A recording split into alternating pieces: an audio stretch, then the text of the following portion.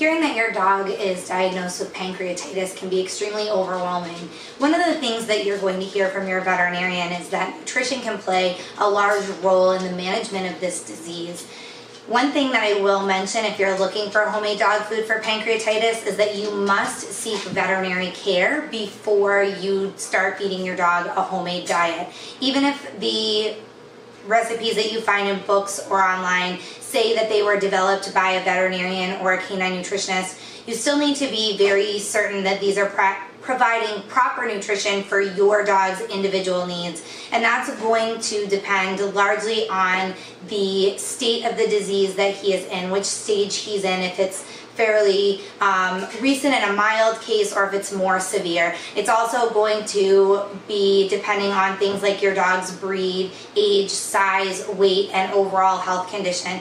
If pancreatitis is not managed properly, it can be life-threatening. So make sure that you talk to your veterinarian before feeding this food. Making homemade dog food for pancreatitis is really simple.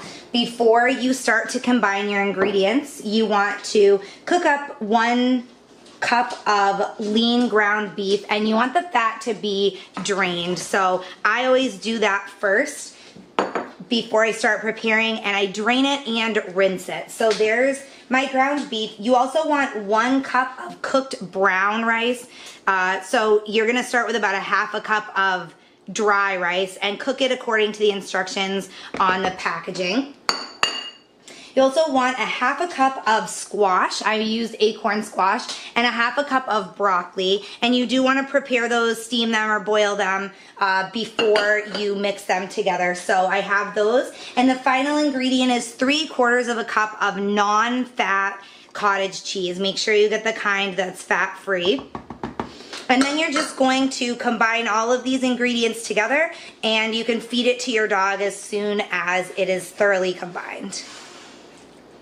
This dog food for pancreatitis is quite appealing to our beagle Molly.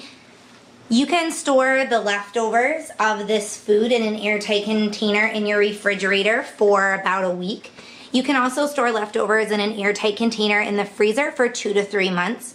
If you have any other questions about this recipe or you'd like to see it written out, you can click the link below this video. That will take you to our website, topdogtips.com, where I've written out the ingredients and the instructions for this recipe. If you have any other questions, feel free to email me, Samantha@topdogtips.com. I hope your dog enjoys this food as much as our beagle Molly does. Thanks for watching.